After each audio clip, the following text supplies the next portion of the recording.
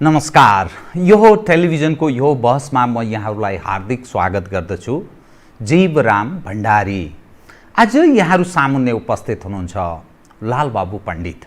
उहाँ Nepal communist party नेकपाका नेता हुनुहुन्छ। प्रतिनिधि सभा सदस्य मोरङ 6 बाट निर्वाचित।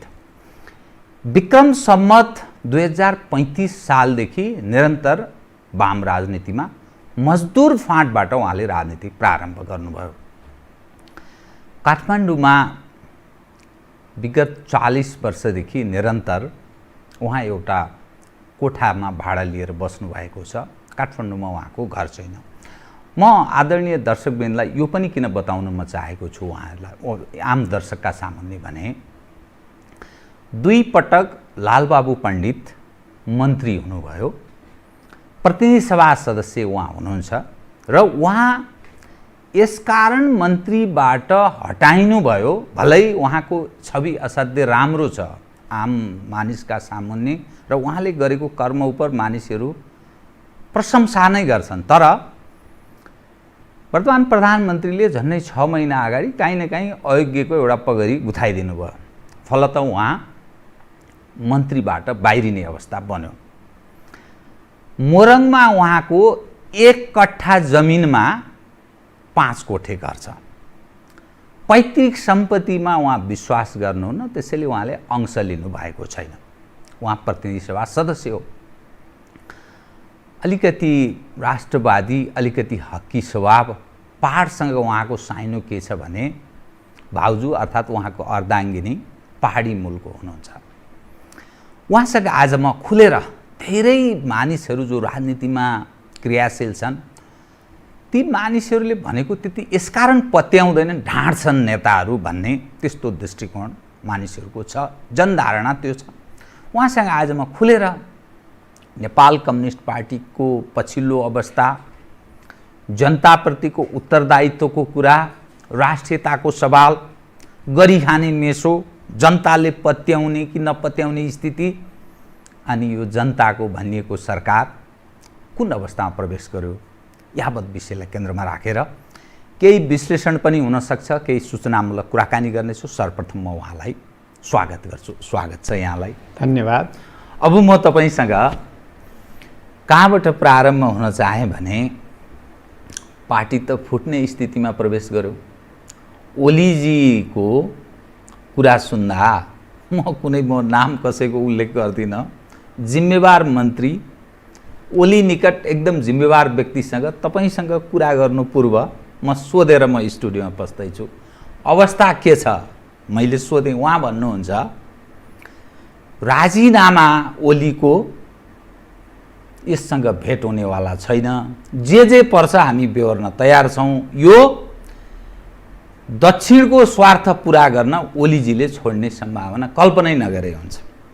यसको अर्थ पार्टी कि विभाजनमा जानु पर्यो या तपाईलाई मैले भन्न खोजे होइन कि तपाईलाई नि काहीँ न काहीँ एउटा समूहसँग निकट ठान्छन् नि मानिस, माधवजीसँग निकट मान्छे ठान्छन्, त्यसैले ओलीजीले हटाइदिनु भयो भन्छन्। त्यसकारण भने कि पार्टी 2 हुनु पर्यो, अन्यथा 1 भएर चाहिँ जाने सम्भावना कम रह्यो। भलै तपाईको चाहिँ छवि असाध्यै राम्रो छ, म तपाईको एउटा प्रशंसक पनि हो।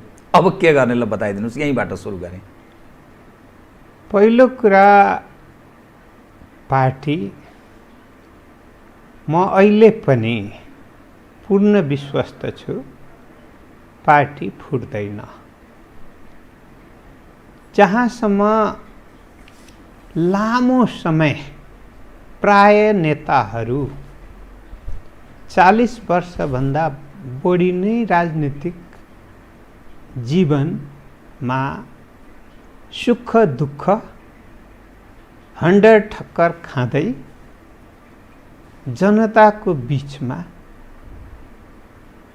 आफ्नो कहिले बढी लोकप्रियताको साथ, कहिले अलिकति कम लोकप्रियताको साथ निरन्तर देश र जनताको सेवामा समर्पित छौँ। त्यसकारणले गर्दाखेरि धेरै घुम्तीहरू पार गरेर आएका छौँ र धेरै सङ्कटहरूलाई निवारण गरेर आएको नेतृत्व पङ्क्ति छ। त्यसकारणले गर्दाखेरि पार्टी फुटिहाल्छ भन्ने कुरा मलाई लाग्दैन। अर्को कुरा के हो भन्दाखेरि सङ्कटको घडीमा नेतृत्वको पहिचान हुन्छ। त्यसकारणले गर्दाखेरि पार्टी फुट्यो र विगतमा फुटेर फेरि जुटेको, फुट्दाखेरिको पीडा र जुट्दाखेरिको उत्साह दुईटै चाहिँ हामीले पटक पटक भोगेका छौँ। त्यसकारणले गर्दाखेरि अहिले नेकपा कोही एकजना व्यक्तिको कारणले चाहिँ सरकारमा पुगेको वा ठुलो पार्टी भएको होइन। व्यक्तिलाई फरक फरक कुरा लाग्न सक्छ, तर के हो भने पार्टी संस्थागत यो जति हुनु पर्थ्यो, यो खास गरिकन दुईटा पार्टी एकीकरण भए पश्चात पूर्ण रूपको संस्थागत प्रणाली पनि विकास नभइसकेको एउटा स्थिति र यही बीचमा एकातिर पार्टी एकताको प्रक्रिया पनि चलिरहेकै र अर्कोतिर बहुमत अर्थात् झनै झनै 2/3 नजिकको सरकार पनि सञ्चालन गर्नु परेको स्थिति छ। हामीले त्यसैबाट अगाडि बढिरहेको सन्दर्भमा के हुन्छ भन्दा सङ्कटको बेलामा झन् धेरै एकताको आवश्यकता पर्छ। र अर्को कुरा के हो भन्दाखेरि जति सत्तामा नरहेको बेला सजिलो हुन्छ, सत्तामा रहेको बेला झन् गाह्रो हुन्छ। किनभने पद नभएको बेला बस्नु र बोल्नु र पदमा रहेर बस्नु र बोल्नुमा धेरै फरक हुन्छ। त्यसकारण पद प्राप्त गर्नु, सत्ता प्राप्त गर्नु एउटा कठिनाइ हो, तर त्यसको मूल्य मान्यताको रक्षा गर्दै अगाडि बढाउनु अर्को मान्यताको कुरा पनि हो। त्यसै कारणले गर्दाखेरि अहिले सरकार सञ्चालनमा आएका कतिपय कमजोरीहरूको कारणले पनि केही असन्तुष्टिहरू देखिएका छन् र केही सामूहिक रूपमा पनि देखिएका छन् र अर्को कुरा के हो भन्दाखेरि पार्टी चाहिँ विधि प्रक्रिया अनुरूप चल्नुपर्छ, सामूहिक निर्णय प्रणालीबाट अगाडि बढ्नुपर्छ। कम्युनिस्ट पार्टी भनेको नेता प्रधान होइन, नीति प्रधान पार्टी भएको कारणले गर्दाखेरि यस समयमा आएका कतिपय निर्णयहरू र कतिपय चाहिँ निर्णयसँग सम्बन्धित कार्यशैलीहरूको कारणले गर्दाखेरि पनि अलिकति बढी विवाद देखिएको छ र दुवैतर्फबाट, एक तर्फबाट अर्को पक्षलाई अलि सुध्रियोस् भन्ने कुरा हुन्छ भने अर्को पक्षबाट पनि मैले जति सहयोग पाउनुपर्ने हो त्यति सहयोग पाइन, त्यसकारण सहयोगको आशा अपेक्षा राख्नु दुईतर्फबाट कुनै अनौठो कुरा होइन। त्यसै कारणले गर्दाखेरि फरक फरक कुराहरू आउने अहिले स्थिति भइरहेको छ। अहिले सञ्चार चाहिँ सूचना प्रवाहको युगै पनि भएको कारणले गर्दाखेरि कहाँ अलिकति काने खुसी भयो त्यो कुरा पनि सार्वजनिक मिडियामा आइहाल्छ र त्यो आइसकेपछि कतिले त्यही मिडियालाई हेरेर धारणा बनाउँछन्। धेरै कुरा बुझ्नु जरुरी छैन। फेसबुकले दिगो, टेलिभिजनहरूले दिगो, फलाना नेताले दिगो, फलाना अनलाइनले दिगो, फलाना युट्युबमा फलानाले यसरी बोली गए, त्यस कारणले यही नै हो निष्कर्ष भन्ने स्थितिमा पनि कतिपय पुग्ने गर्छन्। म त्यसरी पुग्दिनँ। तर तपाईँ चाहिँ के निष्कर्षमा पुग्नुभयो त? मैले किन यो खिपेर प्रश्न तपाईँसँग गर्नुपर्ने भयो भने जुन अवस्थामा नेपाल कम्युनिस्ट पार्टी नेकपा प्रवेश गरेको छ, यसै त यो त ड्रामा त भइरहेको होइन। जनताको समस्या एकातिर छ, पार्टीमा कसलाई के गर्ने कसो गर्ने यो लफडा छ। यसले त लालबाबु पण्डितले त कुनै अपराध गरेका छैन कि, तर तर भोलिका दिनमा त्यसको भिक्टिम त तपाईँ पनि हुनुहुन्छ कि यसकारण कि यी पनि केही कामका रहन्छन् भन्ने त प्रमाणित हुने भयो। जुन अवस्थामा नेपाल कम्युनिस्ट पार्टी नेकपा प्रवेश गरेको छ यो भएको चाहिँ के बताइदिनुहोस् त। किनभने प्रचण्डजी कहाँ एकातर्फ स्वार मिटिङ हुन्छ, ओलीजी कहाँ हुन्छ, ओलीजी फेरि राष्ट्रपति कहाँ पुग्नुहुन्छ, त्यहाँबाट फेरि माधवजी अर्को ठाउँमा पुग्नुहुन्छ। यो यसै के ड्रामा आम पत्रकारलाई, सञ्चारकर्मीहरूलाई, आम नागरिकलाई एउटा कला प्रदर्शन मात्रै भइरह्यो कि साँच्चै समस्या हो के त यो? अब केही समस्या छन्। केही भनेको के सामान्य? जस्तो के हो भने पार्टीका निर्णयहरूलाई सबैले मान्नुपर्छ, यसमा चाहिँ केही कमजोरी भयो भन्ने एउटा हो। अर्को पार्टीको बैठकहरू समय समयमा बस्नुपर्छ भने अर्को हो। अर्कोतिर भन्नुपर्दाखेरि सरकार सञ्चालन सरकारले गरिरहेको छ, तर यो नेपाल कम्युनिस्ट पार्टीको पार्टीगत हिसाबले भन्नुपर्दा सरकार हो। त्यसकारण पार्टीसँगको समन्वयको कुरा चाहिँ कम भयो। त्यसकारणले पार्टीको सरकार भइसकेपछि पार्टीसँग पनि मूलमूल मुद्दाहरूमा छलफल हुनु आवश्यक छ र छलफल नभइकन अगाडि बढ्नु हुँदैन भन्ने एउटा हो। अलि चाहिँ सरकार चाहिँ खाली चाहिँ एकहोरो अलि बढ्यो कामको सन्दर्भमा र परिणाम आउँदा, यसको नकारात्मक परिणाम आउँदा पार्टीले बेहोर्नु पर्ने र सकारात्मक आउँदा मैले गरेँ भन्ने अर्थमा जाने स्थिति हुँदैन। व्यक्ति भनेको पार्टीभित्रकै एउटा चाहिँ विभिन्न व्यक्तित्वहरू सहितको पार्टी हो। संस्थागत संरचना, संस्थागत पार्टीको कार्यविधि र पार्टीका निर्णयहरू हुनु आवश्यक हुन्छ, त्यो अनुसार चल्नु आवश्यक हुन्छ। कतिपय निर्णय भएर आउँदा चाहिँ सामूहिक रूपमा छलफल नहुँदाखेरि सार्वजनिक निर्णय भएपछि थाहा पाउने स्थिति भयो। त्यसले गर्दाखेरि केही असन्तुष्टि एउटा त्यो पनि हो। अर्को कुरा के हो भने प्यारल लेभलका नेताहरू धेरै भयो भने कमान्डको अलिकति समस्या उत्पन्न हुँदो रहेछ। समान हैसियतका समान स्तरका नेताहरू भयो भने त्यो हुँदो रहेछ।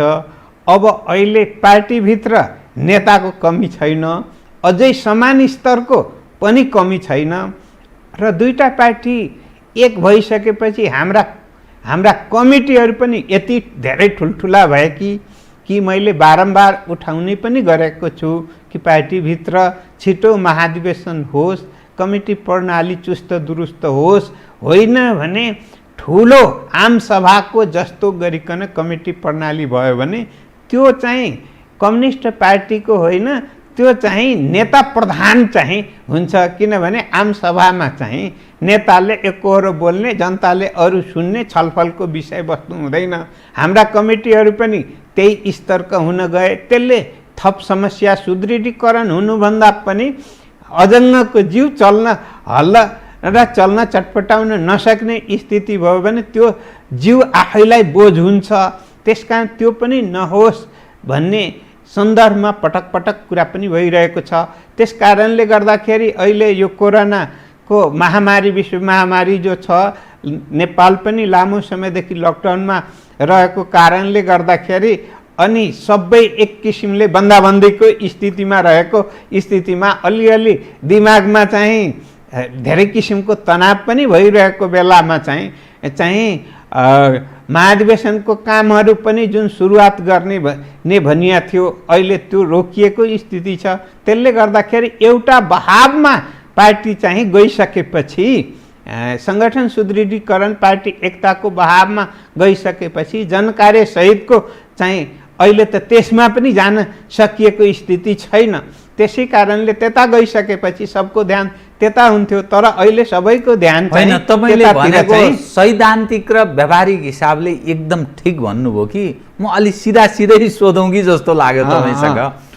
अब ओलीजीको प्रधानमन्त्री र पार्टी अध्यक्षता निरन्तरता उपर या त्यसको विकल्प उपर तपाईँ के भन्नुहुन्छ? मैले खिपेर नै प्रश्न गरेँ किनभने यो जनजिज्ञासा हो। अब एउटा प्रश्नको जवाब जनताले निरन्तर खोजिरहेको के त्यो के हो भने राणा शासन समाप्त भइसके पश्चात नेपालमा पुरा अवधि कुनै सरकार टिकेका छैन, बहुमत पाएर पनि टिकेको छैन। त्यो कहिले आन्तरिक कारणले चाहिँ समाप्त भएको छ वा कहिलेकाहीँ बाह्य कारणहरूसँग पनि जोडिएर आएको छ। त्यस कारणले गर्दाखेरि अहिले 2/3 नजिकको सरकार पनि यदि पुरा अवधि चलेन र बीचमा फेरि पनि चुनावको स्थिति आयो भने नेपाली जनतामा ठुलो निराशा उत्पन्न हुनेछ र नेपालले प्राप्त गरेको उपलब्धिहरूमाथि पनि प्रश्न उठ्ने भएकोले गर्दा थाई सरकारको रूपमा जनताको भावना जुन चाहना हो त्यो अनुरूप बनेकोमा जनताले एउटा सन्तुष्टि त्यता लिएको हो। अर्को कुरा के हो भने थाई सरकार भन्दाखेरि व्यक्ति परिवर्तनलाई चाहिँ बाधाको रूपमा लिँदैन। किन भन्दाखेरि हाम्रो 6 महिने चाहिँ सरकार 9 महिने सरकार परिवर्तन हुँदाखेरि जनतामा विकास भएन, समृद्धिको यात्रामा हिँडिएन र कुनै निर्णयहरूको चाहिँ एकले गरेको निर्णय अर्कोले स्वीकार नगर्दाखेरि अनि निर्णय भइराख्ने कार्यान्वयन नहुने अगाडि बढ्नुको सट्टा यथास्थितिमा रहने र नेपालमा पटक पटक राजनीतिक परिवर्तन पनि हुने स्थिति भएकोले गर्दा त्यो स्थिति त्यो दुर्भाग्यपूर्ण स्थिति नबनोस् भन्ने एउटा चाहना हो। अब अर्को कुरा के हो भने सरकारमा व्यक्तिहरू परिवर्तन भइरहन्छन्, त्यसले अस्थिरता निम्त्दैन भन्न खोज्या? निम्तिदैन। अर्थात् तपाईँको भनाइअनुसार ओलीजी गएर माधव या प्रचण्डजी प्रधानमन्त्री हुँदाखेरि त्यो अस्थिरता या सरकार फेरियो भन्ने रूपमा ग्रहण गर्नु हुँदैन भन्न खोज्या? मैले अहिले जुन कम्युनिस्ट पार्टीको सरकार हो, कम्युनिस्ट पार्टीको सरकार जुन बहुमतको सरकार हो, त्यो सरकारको झलेर अथवा त्यसलाई संयुक्त सरकारमा रूपान्तरण गर्ने कुरा चाहिँ कुनै हालतमा ठिक हुँदैन। एउटा कुरा कम्युनिस्ट वामपन्थीको अर्थात् नेपाल कम्युनिस्ट पार्टी नेकपाको सरकार ढालेर गैर वामलाई समेत मिलाएर संयुक्त सरकार त्यो चाहिँ ठिक होइन। होइन, तर व्यक्ति फेर्ने कुरा चाहिँ गौण हो, त्यो त भइरहन्छ, चल्छ, त्यो स्वाभाविक हो भन्न खोज्नु भयो? व्यक्ति चाहिँ परिवर्तन भइरहन्छ र परिवर्तन भइरहन्छ, तर त्यो पनि विधि र प्रक्रियाबाट हुनुपर्छ। ठिक, एकदम तपाईँ ठिक। विधि र प्रक्रिया भने के? जस्तो के हो भने कम्युनिस्ट पार्टीको एउटा मात्रै अङ्गले चाहिँ एउटा निर्णय गर्न साथ त्यही कुरालाई चाहिँ अन्तिम निर्णयको रूपमा लिनु हुँदैन। किन भन्दाखेरि प्रधानमन्त्री बन्दा पनि कम्युनिस्ट पार्टी भित्रको निर्णय पनि हो, संसदीय दलमा निर्णय पनि हुने हो र कम्युनिस्ट पार्टीको केन्द्रीय कमिटीले पनि त्यसलाई चाहिँ अंगीकार गर्नुपर्छ, संसदीय दलले पनि अंगीकार गर्नुपर्छ। बन्न जसरी सजिलो छैन त्यसरी नै भत्किन पनि सजिलो हुँदैन। एउटा कुरा हो। अर्को कुरा, आवेगमा आएर कुनै पनि निर्णय गर्नु उपयुक्त हुँदैन। कहिलेकाहीँ हामीले भन्छौँ नि, नीतिगत रूपमै भन्छौँ कि एकदम खुसीको बेलामा पनि तुरुन्तै निर्णय गरिहाल्ने, मातिएर निर्णय गर्ने खुसीको बेलामा, अनि दुःखको बेलामा आत्तिएर निर्णय गर्ने, दुवै बेलामा नगर्नु भनिन्छ। त्यो दुवै बेला गर्नु राम्रो हुँदैन। त्यसकारणले गर्दाखेरि कतिपय अहिले उत्पन्न भएका समस्याहरू परिस्थिति जन्य कुराहरू पनि भएको कारणले गर्दाखेरि एउटा कहाँदेखि थाई कमिटीको बैठकको सुरुवात भयो भने बैठकको समय चाहिँ लामो भयो। त्यस कारणले औपचारिक बैठक राखौँ र कतिपय विषयवस्तुहरूमाथि छलफल गरौँ भनेर बैठकमा 20 जना चाहिँ थाई कमिटीको सदस्यज्यूहरूले वैशाखमै हुनुपर्छ मलाई लाग्छ, त्यतिखेरै चाहिँ निर्णय गर्नुभयो र निर्णयको निम्ति चाहिँ उहाँहरूले निवेदन दिनुभयो। तर थाई कमिटीको बैठक बस्न सुरु भयो। त्यसभित्र कुनै पनि एजेन्डा चाहिँ राजीनामासँग जोडिएको थिएन। अहिले त्यो एजेन्डा पनि 2 अध्यक्ष बीच महासचिवसँग चाहिँ सहकार्यमा 7वटा एजेन्डा प्रस्तुत थाई कमिटीमा भयो। त्यो थाई कमिटीमा प्रस्तुत भएको एजेन्डामा सरकारको समीक्षा गर्ने मात्रै छ, समीक्षा गर्ने हो, सरकारको समीक्षा हुन्छ, लगायत विषयहरू छन्। तर केले चाहिँ त्यहाँ अर्को एजेन्डा प्रवेश गर्यो भन्दाखेरि अब प्रधानमन्त्रीज्यूले बोलिदिनु भयो, मलाई चाहिँ भारतले चाहिँ प्रधानमन्त्रीबाट हटाउन खोजेको छ भनेर बोल्नुभयो। त्यसबाट थप मुलुक तरङ्गित भयो, पार्टी पनि तरङ्गित भयो।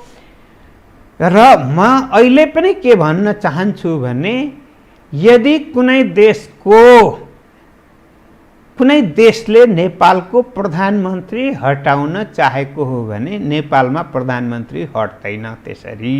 कसले भने तपाईँलाई? तपाईँ सिस्टम फेरिएको छ, संस्था फालिएको छ। 45 सालको नाकाबन्दी तपाईँ चस्मा दिँदै हुनुहुन्छ, 62-63 को तपाईँ सारा चस्मा हुन सक्छ।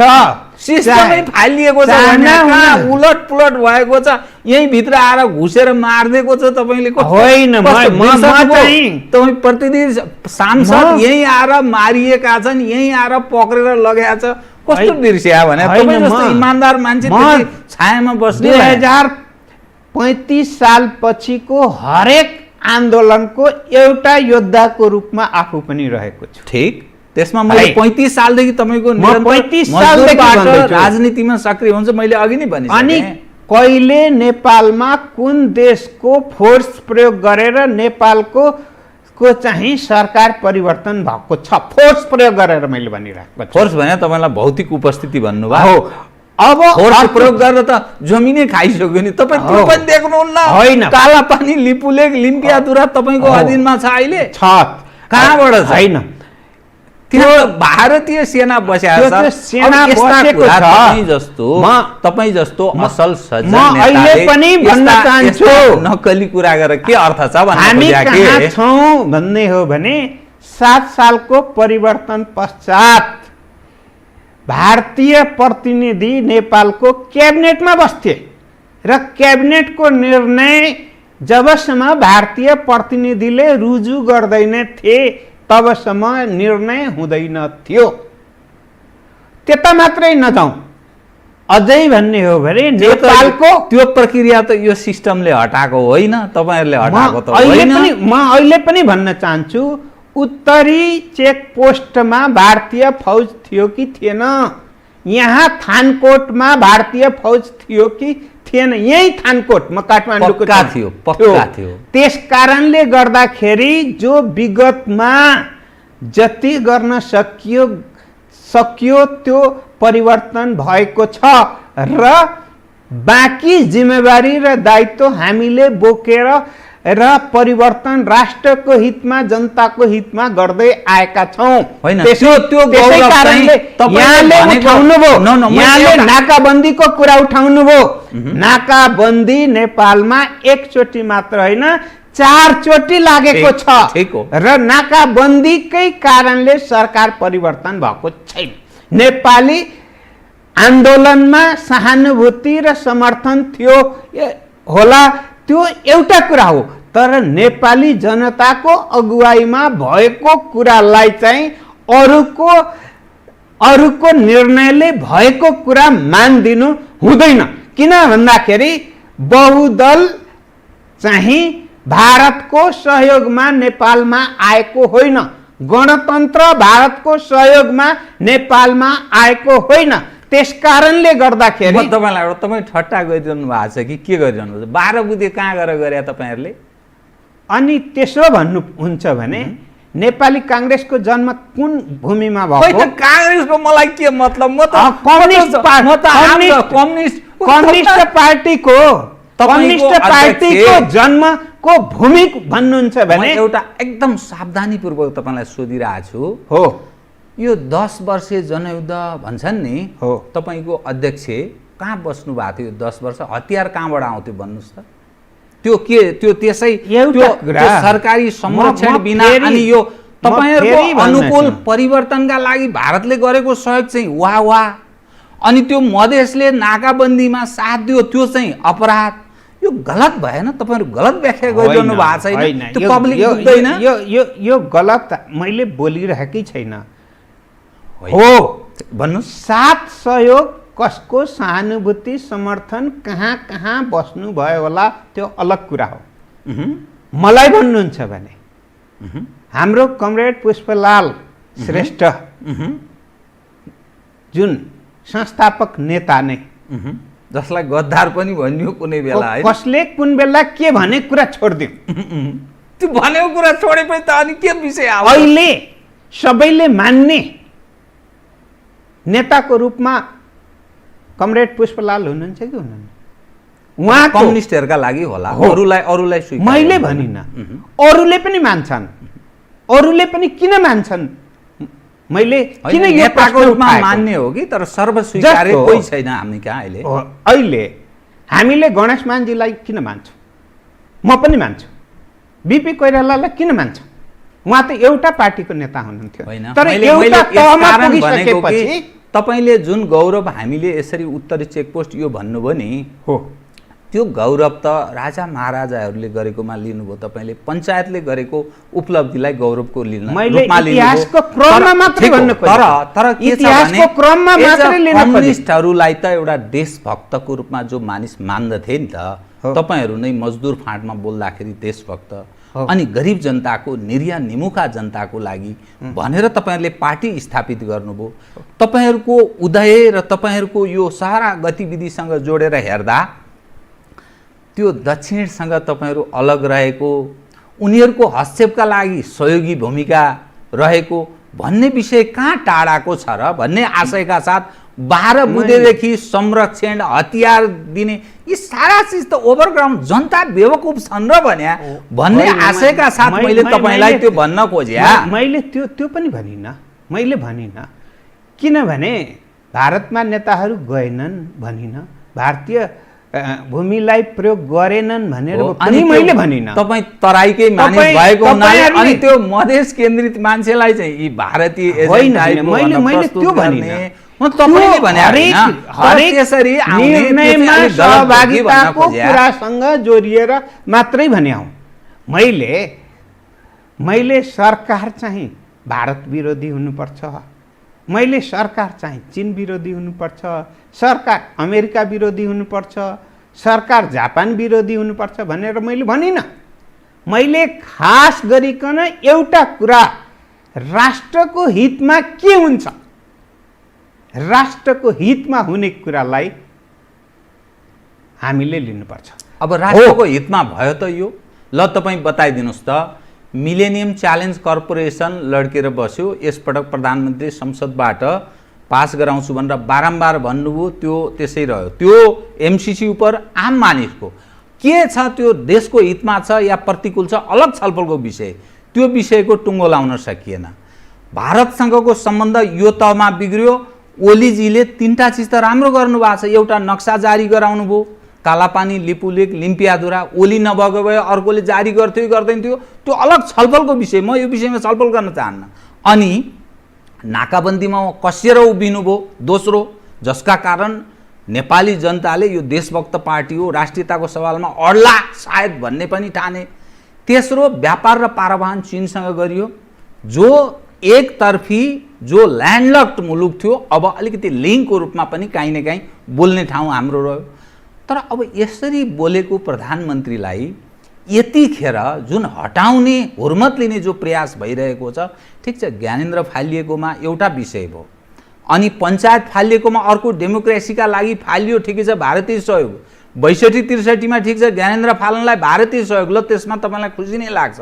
तर फेरि यो ओलीजी फाल्दा पनि अर्को सन्देश के जाने भयो भने ओलीजी खराब होलान्, मैले कुनै प्रोटेक्ट गर्न खोजे होइन, तर दिल्लीले चाह्यो भने जे पनि हुनसक्छ भन्ने त प्रमाणित हुने भयो नि त एकपछि अर्को सर। त्यसकारण मैले यो विषय उठान गरेँ। कृपया यहाँले उठाउनु, यहाँलाई लाग्नु अस्वाभाविक म मान्दिनँ। होइन, मेरो मात्रै विषय होइन, मेरो कुनै स्वार्थ छैन। म सिंह दरबारमा जाने होइन, मैले पाउने पनि होइन, मैले पाउने यही पद मात्रै हो है, जहाँ त्यसै कारणले म के भन्न चाहन्छु भने राम्रो काम भएकै छैन, राम्रो काम हुँदाखेरि पार्टीको सहयोग भएकै छैन, यो बुझ्नु गलत हुन्छ। किनभने अहिले पनि सामान्य प्रधानमन्त्रीज्यू पार्टीको 1 नम्बरै अध्यक्ष हुनुहुन्छ,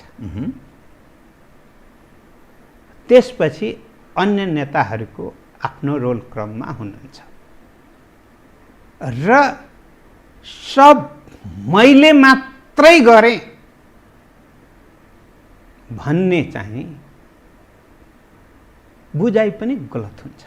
होइन, त्यो सैद्धान्तिक कुरो ठिक कि तपाईले गलत हुन्छ। किन मैले भन्न खोजेको हुँ भने, किन भन्न खोजेको हो भने नाम आउँछ अगुवाई गरेको कारणले आउँछ।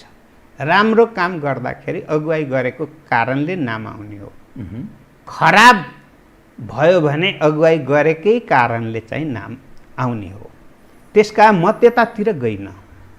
अहिले संस्थागत रूपमा प्रधानमन्त्रीको राजीनामा माग्ने निर्णय भएको छैन।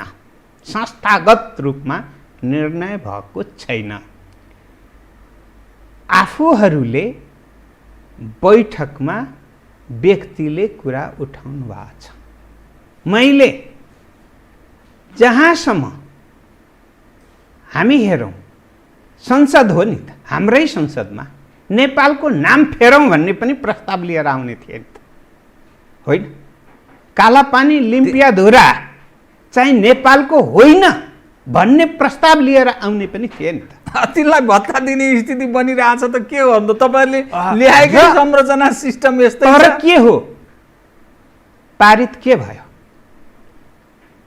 ठिक छ, भारतीय फौज हटाउनु पर्ने छ त्यो भूमिबाट, त्यसमा हटाउनु हुन्न भन्ने मान्यतामा कोही हुनुहुन्न।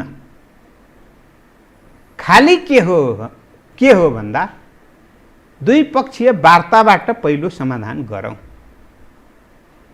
द्विपक्षीय वार्ताबाट समाधान भएन भने अन्तर्राष्ट्रिय सहयोगहरू पनि, अन्तर्राष्ट्रिय मञ्चहरूबाट पनि यो विषयमा नेपालले सहयोग लिन्छ। अब हुँदै भएन भने के गर्ने? हुँदै भएन भने भिर्नु पर्छ, लड्ने हो, भिर्न पनि तयार हुनुपर्छ। त्यसमा कुनै दुई मत छैन। किन भन्दा तपाईलाई गालामा चर्कन हानेको हाने, अनि म त शान्ति चाहने हो, शान्ति चाहने हो, त्यस कारणले दुखेकै छैन भन्ने स्थितिमा पुग्ने हो भने अनि एक दिन कालापानी लिपुलेखको कुरा आउँछ, भोलि भन्ने दिन आउन सक्छ कि कहिलेकाहीँ छ्यासछुस भनिरहन्छन् हाम्रो उत्तरी सिमाना त हिमाल हो भनेर, अनि सगरमाथा सम्मै चाहिँ मेरै हो भने, अनि होइन हामी त बुद्धका सन्तान हौँ, शान्तिपूर्वक चाहन्छौँ, त्यस कारणले भनिहाले भइगयो भन्ने स्थिति हो भने हाम्रो अस्तित्व कहाँ हुन्छ? अस्तित्व समाप्त गरेर शान्तिको कुरा गर्ने को कुनै अर्थ हुँदैन। अस्तित्व समाप्त गरेर शान्तिको कुरा र मित्रताको कुरा गरेर कुनै अर्थ हुँदैन। शान्ति पनि हुँदैन, मित्रता पनि हुँदैन। त्यस कारणले गर्दा अस्तित्वमा रहेर आफ्नो जायज कुरा राखेर अनि अगाडि बढ्नुपर्छ। त्यसमा कुनै दुई मत छैन र हामी त्यसरी कायर पनि होइन र हावामा हलिने पिपल पाते जस्तै जता पनि फर्के पनि ठिकै छ भनेर हावा दिइरहेकै छ नि त। जता फर्के पनि हावा दिइरहेकै छ नि। हामी त्यो स्थितिमा होइनौँ। त्यसै कारणले गर्दाखेरि म भन्न चाहन्छु कम्युनिस्ट पार्टी पनि राष्ट्रवादी पार्टी हो र राष्ट्रियताको संरक्षणमा त्यतिकै लाग्छ। र नेपालको अहिले कुनै पनि पार्टी जब राष्ट्रियताको यो विषय उठ्यो, कालापानी लिपुलेखको नक्सा चाहिँ नेपालमा पार्ने कुरा नेपालकै हो। सुगौली सन्धिपछि पनि जुन हाम्रो हडपिएर लुटिएको भूमि हो त्यसको रक्षाको निम्ति व्यक्तिले कहाँ के भोले अलग कुरा हो, तर राष्ट्र एक छ, एक छ। त्यो सन्देश दियो, निर्णय गरेर दिइसकेको हुनाले मुलुकको सवालमा व्यवस्था पनि गौण हुन सक्छ भन्ने स्थिति पनि पैदा हुन्छ कि? हुन्छ, हुँदैन भन्ने होइन। पहिलो मुलुक हो, मुलुकभित्र हामी हौँ, त्यसपछि मुलुकभित्र रहने प्रणालीहरू। बहुत ठिक विषय तपाईँ, त्यही कारण तपाईँ लालबाबु पण्डित। यसकारण यो पनि बताइदिनुहोस् त एकदम महत्त्वपूर्ण कुरा तपाईँले भन्नुभयो, यस सवालमा सम्पूर्ण नेपाली, सम्पूर्ण दल, सम्पूर्ण पक्ष समूह वैचारिक एक ठाउँमा उभिनुपर्छ, ठिक हो। त्यसमा कुनै तर पार्टीभित्र यत्रो बभण्डर छ, भिड्न सकिन्छ त? किनभने पार्टीभित्रै लडाइँ छ, सिद्ध्याउने खेल प्रारम्भ भएको छ भने सारा राजनीतिक तागत मिलेर हाम्रो गुमेको भूमि प्राप्त गर्ने अनि एक भएर उभिने अवस्था छ त? पार्टी पनि जीवन हो, जसरी मानव जीवनमा नि कहिले गर्मी आउँछ, कहिले जाडो आउँछ, कहिले हिउँ पर्छ। बाहिरी कारणले पनि हामीले प्रोटेक्सनको आवश्यकता हुन्छ, होइन? हामी कपडा लाउँछौँ नि, गरममा पातलो लाउँछ, जाडोमा चाहिँ बाक्लो लाउँछ। लाउँदै पनि कहिलेकाहीँ आन्तरिक रूपमा पनि गडबडी हुन्छ। कहिले पेट खराब हुन्छ, कहिले ढोसा हुन्छ, कहिले चिसो लाग्छ, कहिले पखाला लाग्छ नि, आन्तरिक रोगहरू लाग्छन्। तर हामी बाह्य रूपसँग पनि जुझ्छौँ, आन्तरिक रूपसँग पनि जुझ्छौँ। कहिले के भन्छौँ भने यति त पचाइहाल्छ शरीरले, औषधि खानु पर्दैन भन्छ। अलि धेरै भयो भने औषधि खानुपर्ने स्थिति हुन्छ। औषधि जीवन रक्षाको निम्ति कहिले नेपालमा बनेको औषधि खान्छौँ भने कहिलेकाहीँ हामी चाहिँ बाहिर बनेको औषधि पनि संसारको कुनै पनि मुलुकबाट खान्छौँ।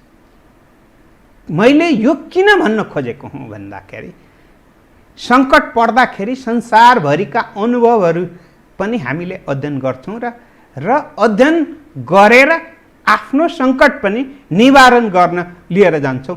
त्यसपछि भन्नुहुन्छ भने पहिलो कुरा त आन्तरिक शक्ति हो नि त। आन्तरिक शक्ति सुदृढ गर्ने हो। शरीर ठिक भएन भने यो लुगाले के काम गर्छ? जुत्ताले काम गर्छ, बुटले काम गर्छ, केही गर्दैन। औषधिले पनि काम गरेन, सलाइनले नि काम गरेन, उत्थानो टाङ पर ओछ्यानमा परिसक्यो, अब आधीघाट यात्रा तय हुन लाग्यो भन्छन् नि त। पार्टीको अवस्था हामीले कहिलेकाहीँ के देख्छौँ भने नेपालको इतिहासमा नेपालको पहिलो जन्मेको पार्टी आज इतिहासमा छ, प्रजा परिषद इतिहासमा छ। ठिक। नेपालमा कति पार्टी जन्मे र कति पार्टी समाप्त भए, जसले देश र जनताको निम्ति केही गर्दैन वा आपसमा स्वार्थको निम्ति मात्रै लडाई लडेर समाप्त हुने बाटो लिन्छ भने ती पार्टी पनि समाप्त हुन्छन्। हामी देख्छौँ नि, महाभारतमा त्यत्रो जिते, तर जितिसकेपछि स्वार्थको लडाईँमा फेरि हारेको देखिन्छ। त्यस कारणले गर्दाखेरि के हो भन्दाखेरि आन्तरिक सङ्घर्षलाई पनि सीमाभित्र राख्नुपर्छ र बाहिरी दबावहरू आउँदैन भने होइन, त्यसलाई पनि सीमाभित्रै नियन्त्रण गर्नुपर्छ।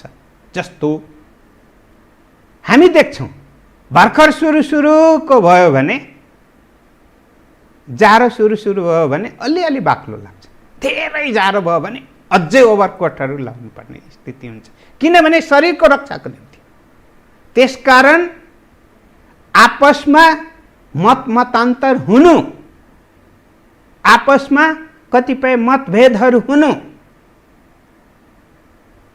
नाजायज होइन, तर त्यसलाई पनि विधि र प्रक्रिया अनुरूप न्याय निरूपण गर्नु। अब म बुदागत हिसाबले एकदम टु दी पोइन्टमा विषय उठान गर्छु है, कृपया एकदम तपाईबाट हसमुख जवाबको म आश गर्छु। यो आक्रोशित हुने विषय पनि होइन।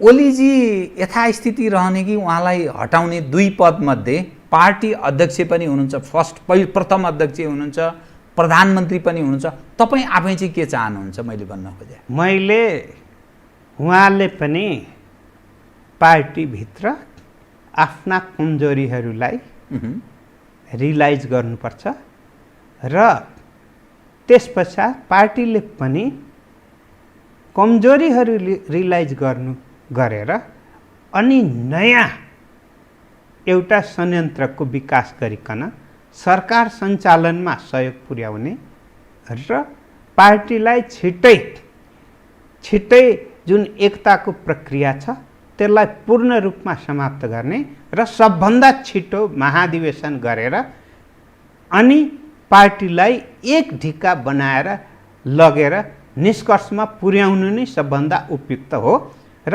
त्यसपश्चात पार्टीसँग सरसल्लाह गरिकन आवश्यक सरकारमा परिवर्तनहरू गर्नु जरुरी छ।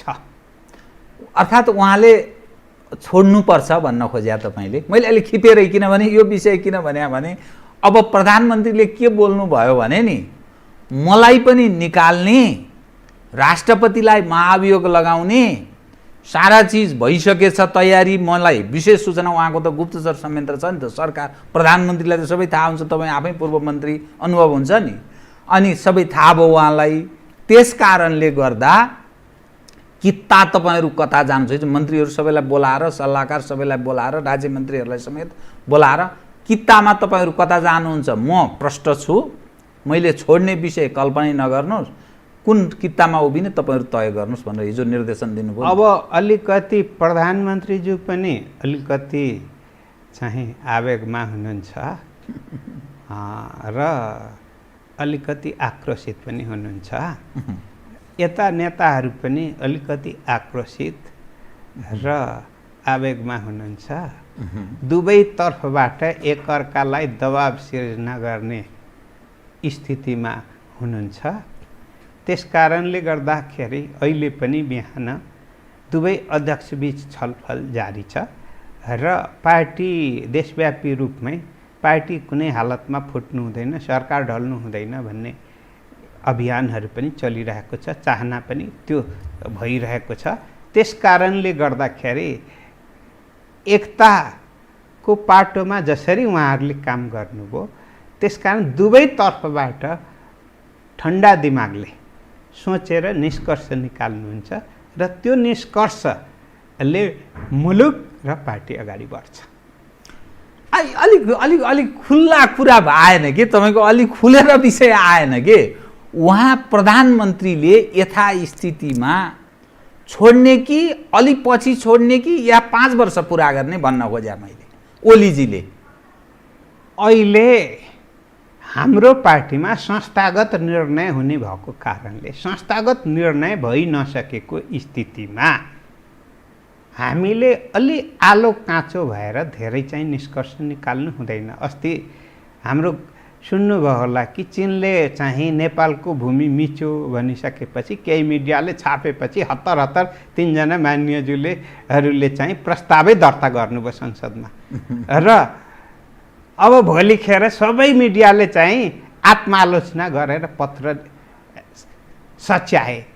अनि त्यसपछि के भयो भन्दाखेरि सरकारले हाम्रो भूमि मिचिएको छैन भनेर भएपछि अब चाहिँ बलक बन्धनमा भन्छ नि मान्यज्यूहरूलाई पनि त्यो चाहिँ पढ्न गयो। अब राख्न त राखिगयो, पत्रिका हेरेर राखिगयो, अनि त्यसपछि अब त वैधानिक रूपमा राखियो। त्यस कारणले गर्दाखेरि अहिले नै पार्टीले कुनै निर्णय नगरिकन अहिले नै यो निष्कर्षमा पुग्नु उपयुक्त हुँदैन कि सरकारबाट प्रधानमन्त्री केपी शर्मा ओली हट्ने वा नहट्ने, पार्टीको चाहिँ अध्यक्ष रहने या नरहने संस्थागत निर्णय हुनुपर्छ र संस्थागत निर्णय नहुन्जेल शङ्का उपशङ्काको लाभ जसले पनि लिइरहेको हुन्छ। त्यस कारणले गर्दाखेरि शङ्काको भरमा नै अहिलेले चाहिँ म कहिले पनि कुनै दिन पनि चाहिँ यसरी चाहिँ एकहोरो आफ्नो चाहिँ यो निर्णय नै उपयुक्त हो मैले भन्दिनँ। तर अब एउटा घिउ बेचुवा र तरबार बेचुवाको कथा तपाईँलाई थाहा छ कि? तपाईँ धेरै बुझ्नु पनि हुन्छ। पहाडमा यो बडा यो चर्चा छ, यो थाहा छ मजाले छ। अनि यस्तो पाराले अनि एक ठाउँमा कसरी जान सक्छ? हेर्नुहोस् त, एकले अर्कालाई देख्न सक्दैनन्, एकले अर्कालाई सँगै बस्न नसक्ने स्थितिमा प्रवेश गरेको छ। अनि यो पाराले चल्छ त पार्टी भने? यो त ठट्टा ख्यालठट्टा जस्तो भएन। कहाँ तपाईँहरू राष्ट्रवादको कुरा गरिरहनु भएको छ? कति महत्त्वपूर्ण कुरा तपाईँ गरिरहनु भएको छ? कहाँ जनताको विषयको तपाईँ कुरा गरिरहनु भएको छ? कोभिड-19ले जनता यस्तो अवस्थामा छ, खान नपाएर मरिरहेछन् भुतुभुतु। यो अब हस्पिटलहरू सारा चिजको यति कन्तबिजो क्वारेन्टाइनहरूको त्यो अवस्था छ। लडाइँ तपाईँहरूको यस्तो छ, भोलिका दिनमा त वाम त जाने भयो खोला खर्कमा। यो हिसाबले हेर्दा त अब कसरी तपाईँहरू चलाउनुहुन्छ, मुलुक कसरी चलाउनुहुन्छ, भोलि जनताका सामुन्ने के हिसाबले भोट दिन्छन् ती? जसरी काङ्ग्रेस बदनाम भयो, पञ्च जसरी बदनाम भए, तपाईँहरूको पनि अभिगत त्यही भयो। आश गर्ने केही आधारै भएन। अनि के आधारमा तपाईँहरू पार्टी पार्टी पार्टी? के मतलब छ पार्टी? पार्टीसँग जनताको के मतलब? किनभने जब जनताको मुद्दालाई सम्बोधन हुँदैन भने देख्नु भएन, राष्ट्रिय झन्डा बोकेर हिँड्न थाल्छ, पार्टीका झन्डासँग पाल्दिसके मान्छे, युथ त्यसरी फ्रन्टमा आइसक्यो। तपाईँहरू पार्टी मिलाउनुपर्छ। फुटेको हाँडी त्यो के जति मिलायो नि के हुन्छ र? एउटा कुरा म प्रश्न फेरि दोहोऱ्याएर भन्छु। नेपालका सबै परिवर्तनहरू नेपालका राजनीतिक पार्टीहरूले गरेका हुन् र मिलेर गरेका हुन्। भविष्यमा पनि हामी पार्टी सबै जनता पार्टीका चाहिँ होइनन् है? सबै जनता पार्टीको मैले भनिनँ। सबै जनताले चाहिँ न 46 सालमा सबै जनताले अभियानमा लागे, पक्षमा हुन्छ, कुन बेला कसको पक्षमा हुन्छ, तपाईले नेतृत्व मात्रै खोजिरहेको हुन्छ। गणेश मानजीको उदाहरण पनि सुन्नु भएको छ होइन? म उहाँलाई राम्रो बुद्ध थिएँ पनि। किन भन्दाखेरि चाहिँ खुसियालीमा पनि बत्ती बाल्ने, दुःखदमा पनि बत्ती बाल्ने हो। त्यस कारणले म अहिलेसम्म भएका परिवर्तन राजनीतिक पार्टीले गरेको परिवर्तन हो र राजनीतिक पार्टी एउटा नि थपिदिनुहोस् न, त्यो छिमेकी देशहरूले पनि सहयोग गरेको भन्ने थपिदिनुहोस् न। त्यसो भएपछि सजिलो हुन्छ क्या। त्यो नक्कली कुरा मात्रै गरेर यो सबै हामीले मात्रै गरे भन्दा त अप्ठ्यारो छ नि त फेरि। होइन, म छिमेकी देशहरूले कुरालाई चाहिँ ठिकै हो भन्ने एउटा कुरा हो, नभए छिमेकीको मात्र प्रयासले वा छिमेकीको अगुवाईले नेपालमा परिवर्तन भएको भन्ने हो भने छिमेकीको अगुवाईले नेपालमा कुनै परिवर्तन भएको होइन। मात्रै त भने होइन मैले, है त्यसकारण धेरै ढाडसमा भन्न खोजे। अब चाहिँ कसले कहाँ कुन बेला कति मात्रामा ढाडस दिएनन् भन्ने कुरा त अहिले मुलुक ग्लोबल छ। तपाईँले नेपालमा कुनै घटना हुँदाखेरि अमेरिकामा चिन्तित हुन्छन्, बेलायतमा चिन्तित हुन्छन्, जापानमा चिन्तित हुन्छन्, हङकङमा चिन्तित हुन्छन्, भारतमै चिन्तित हुन्छन्, चीनमै चिन्तित हुन्छन्। अझै कतिले त नेपालमा चाहिँ अलिकति चाहिँ खराब स्थिति भयो र नेपाल द्वन्द्वमा गयो भने तेस्रो विश्वयुद्ध पनि हुन सक्छ भने विश्लेषण गर्नेहरू पनि छन्। त्यसकारण हामी मात्रै छौँ दुनियाँमा भन्ने चाहिँ म ठान्दिनँ। हामी बाहेक पनि छन्, बाहेकबाट पनि नजर निहालेर, जसरी कि घरभित्र सिसी क्यामेराले लगाएर हेरिरहेको हुन्छ के गतिविधि, त दुनियाँले पनि नेपाललाई सिसी क्यामेरा जस्तै गरेर निहालेर हेरिरहेका छन् र उनीहरूको आफ्नो आफ्नो चाल होला। तर के हो भने हाम्रो आफ्नो अगुवाईमा भएको, त्यसकारण अहिले पार्टीभित्रको कुरा पनि समाधान हुने कुरा हो। तर के हो भने मलाई पनि एउटा दुःख के लाग्छ भने, के साँचो भनिदिनु त, म कार्यक्रमको ठिक अन्त्यमा आएँ। दुःख केमा लाग्छ भने अहिले पार्टीभित्र आन्तरिक मामला बाह्य रूपमा मुलुक सङ्कटको पूर्ण स्थितिमा रहेको कोरोना महामारीको स्थितिमा रहेको बेलामा आन्तरिक विवादहरू धेरै चर्किनु राम्रो कुरा होइन। त्यस कारणले गर्दाखेरि यो आन्तरिक विवादहरूलाई चाहे जहाँसुकै, चाहे कम्युनिस्ट पार्टीभित्र होस् चाहे अन्य पार्टीभित्र होस्, यसलाई संयमित भएर सम्हालेर लिएर गएर अहिले देश र जनतालाई चाहिँ यो कोरोना महामारीदेखि लिएर सलह लगायतका धेरै यस्ता विपत्तिहरू आउँदैछन्। अहिले त अझै बर्खा सुरु भएको छ, कहिले नेपालमा टोरेन्डो पनि आइपुग्छ, कहिले बाढी पहिरोको स्थिति हुन्छ, सलह पनि आइरहेकोले गर्दा यस्तो बेलामा सामूहिक रूपमा ती बाहिरी विपत्ति, प्राकृतिक विपत्तिहरूसँग जुझ्नु पर्ने बेलामा आन्तरिक रूपमा धेरै अल्मलिनु ठिक होइन। छिट्टै यसलाई एउटा निष्कर्षमा पुर्याएर देश र जनतालाई अगाडि बढाउने, सरकारलाई पनि चाहिँ देश र जनताको हितमा काम गर्नको निम्ति प्रोत्साहित, प्रेरित गरेर अगाडि बढ्नुको विकल्प। आधा मिनटमा जवाब दिनु है, एउटा मसँग समय भएन। मूलत बढ्ता दोषी तपाईँ को देख्नुहुन्छ?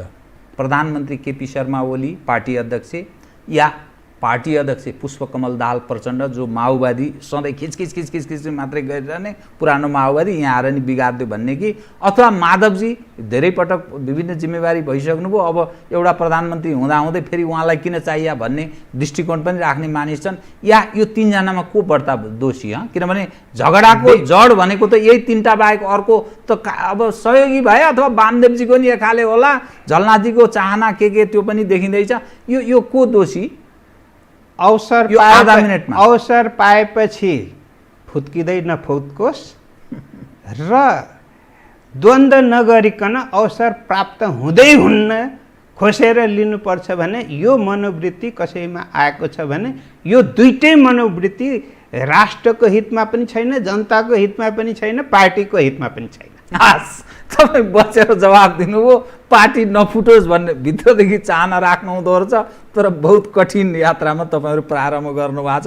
तपाईँहरूको राम्रो होस्, भलो होस्, मुलुकको र जनताको कल्याण होस्, यसै मेरो शुभकामना। सुझावको निम्ति धन्यवाद है। ल आदरणीय दर्शकवृन्द, उहाँ हुनुहुन्थ्यो लालबाबु पण्डित, नेपाल कम्युनिस्ट पार्टी नेकपाका नेता तथा मोरङ 6बाट निर्वाचित प्रतिनिधि सभा सदस्य, पूर्व मन्त्री। म लगायत मेरो सम्पूर्ण युनिटलाई कार्यक्रमबाट बिदा दिनुहोस्, तर यो हो टेलिभिजन, हेर्दै रहनुहोला। नमस्कार।